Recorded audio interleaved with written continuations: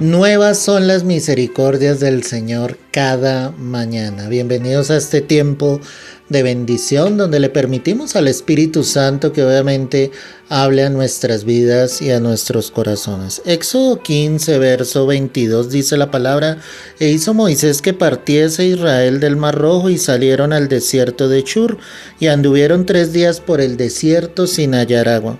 Y llegaron a Mara, y no pudieron beber las aguas de Mara porque eran amargas. Por eso le pusieron el nombre de Mara. Amén y amén. Este pasaje nos deja ver lo que en muchas ocasiones nos puede pasar. Estando en el desierto con una necesidad grande y anhelando sencillamente una respuesta, como la estaba anhelando acá el pueblo de Israel. Dice que llevaban 3 días por el desierto sin hallar agua, sin beber agua. La condición física no era fácil de sobrellevar. El cuerpo de cada uno de ellos pedía a gritos esa necesidad de saciar esa sed. Y finalmente, cuando llegaron a un determinado lugar, ¿sí?, que eran las aguas de Mara, ese lugar exacto, dice que cuando fueron a tratar de beberlas se dieron cuenta de que esas aguas era imposible que ellos las consumieran porque las aguas estaban amargas. Si Dios sabía obviamente lo que ellos estaban necesitando, ¿por qué hasta ese momento Dios estaba permitiendo que ellos llegaran a un lugar que estaba lleno de amargura? Es la pregunta que debemos hacernos nosotros. A veces en este caminar, en este diario vivir, van a haber momentos amargos donde tú le estás preguntando al Señor por qué estás permitiendo este momento de amargura, de dolor en mi vida. Pero tal vez nos enfocamos solamente en eso, como le estaba sucediendo obviamente al pueblo de Israel en medio de este desierto. Dice que entonces el pueblo murmuró contra Moisés y dijo: ¿qué hemos de beber? Toda la culpabilidad estaba enfocada en Moisés. Lo único que estaba haciendo Moisés era guiarlos por medio del desierto al lugar donde Dios sencillamente les quería llevar. El pueblo no entendía hasta ese momento lo que Dios iba a hacer. Y ya Dios había obrado de maneras sobrenaturales. Ya Dios había mostrado su amor y su misericordia hacia su pueblo. Él había mostrado que tenía el poder para cambiar las situaciones. Él había mostrado que tenía el poder para hacer de lo imposible algo posible. Si tal vez en la mente y en el corazón de ellos hubiesen pensado y hubiesen llegado a ese lugar, alguno hubiese podido decir: pero Dios puede convertir estas aguas amargas en aguas dulces para que las podamos tomar y podamos proseguir en este camino en medio de este desierto. Pero el pueblo estaba enfatizado en lo que veían. Y hoy la enseñanza que Dios nos quiere dar es que no estés enfatizado en lo que ves. Empieza a mirar en lo que tus ojos no ven. Empieza a mirar más allá. Empieza a ver en lo que Dios puede lograr hacer. Moisés, por lo contrario, él sabía que tenía un Dios poderoso. Ya había clamado a Dios en ocasiones anteriores y había visto la mano del Señor sobre el pueblo. Moisés entonces clamó a Jehová y Jehová le mostró un árbol y lo echó en las aguas. Y las aguas se endulzaron y allí les dio estatutos y ordenanzas, y dice la palabra de Dios, y allí los probó. Obviamente ellos no pasaron la prueba. Renegaron, murmuraron, chismearon. Se vinieron en contra de Moisés, y venir en contra de Moisés era venir en contra de Dios. Moisés era el enviado de Dios para libertarlos, para llevarlos hasta la tierra prometida. Cuando la amargura llegue en tu entorno, cuando haya algo difícil que trae amargura, que trae dolor, Dios lo que está haciendo es probar tu corazón, para ver tú cómo sobrellevas esa circunstancia, para ver si eres capaz de creer en Dios y decirle: Señor, este momento de amargura tú lo convertirás en algo dulce. Yo lo creo. Voy a esperar en ti, veré tu gloria. que tú puedas orar y clamar a Dios y que el Señor de una manera sobrenatural pueda cambiar esa circunstancia de tristeza a gozo, de lágrimas de tristeza a lágrimas de alegría. Que tú sepas que Dios está allí en un control absoluto.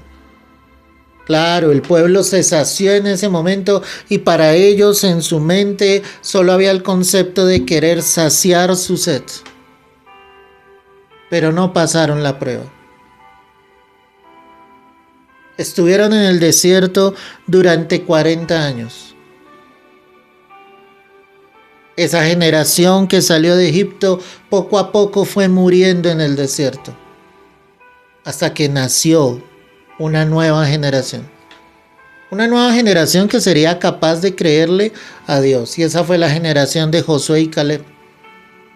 Jóvenes que estaban dispuestos a creer y a hacer todo lo que Dios les ordenara. Y fue la manera en que ellos pudieron poseer la tierra prometida. Pero esta generación era una generación incrédula. Una generación llena de dudas. Una generación que solo murmuraba, que solo criticaba y solo juzgaba. Sin darse cuenta que tenían un Dios poderoso que les estaba sustentando en medio del desierto. ¿Quiénes queremos ser nosotros? Una generación antigua, y cuando digo antigua es con años en el Señor, que aún no ha aprendido a creer en el Señor, que aún no ha aprendido a descansar en Dios. O una nueva generación que se levante creyendo fielmente de que Dios hará obra poderosa, de que Él es el mismo de ayer, hoy, por los siglos de los siglos, de que Él es el mismo que fue capaz de endulzar las aguas, haciendo que ese árbol cayera donde estaban esas aguas amargas. Ese es el Dios en el que nosotros obviamente creemos. Dios todavía puede obrar en tu vida. Dios sigue siendo el Dios de milagros. Dios sigue siendo el Dios que cambia las circunstancias y las situaciones en un abrir y cerrar de ojos. Que lo único que tú tienes que hacer es clamar a Dios y darte cuenta que con eso lo único que Dios está haciendo es probar aquí tu corazón. Israel fue llevado al desierto para probar lo que había en su corazón. Pero no fueron capaces de creer. No fueron capaces de mantenerse firmes. Y aunque una y otra vez veían la gloria de Dios, veían sencillamente cómo el Señor se glorificaba sobre sus vidas, ellos no caminaron realmente en la voluntad de Dios. Fue una generación que solo quería el favor, los beneficios de Dios, pero no quería caminar en voluntad con Dios. No sabía esperar. Era un pueblo ansioso. Era un pueblo que quería las cosas inmediatamente, sin entender que las cosas llegan en el tiempo de Dios. Sin entender que aunque esas aguas estuviesen amargas, Dios no los iba a soltar de su mano. Que así como Dios endulzó las aguas de esa manera, los había podido sencillamente llevar a otro lugar, como lo hizo. Mira lo que dice la palabra. Y llegaron a Elín, donde había 12 fuentes de aguas y 70 palmeras, y acamparon allí junto a las aguas. Dios los llevó a un oasis. Y allí estuvieron cierto tiempo. Tenían agua, palmeras, un deleite total. Y aún así, ellos seguían dudando en su corazón. Aún así, volvían a ser los mismos. Yo me los imagino agradeciendo en ese momento y diciendo, el Señor, el Dios Todopoderoso.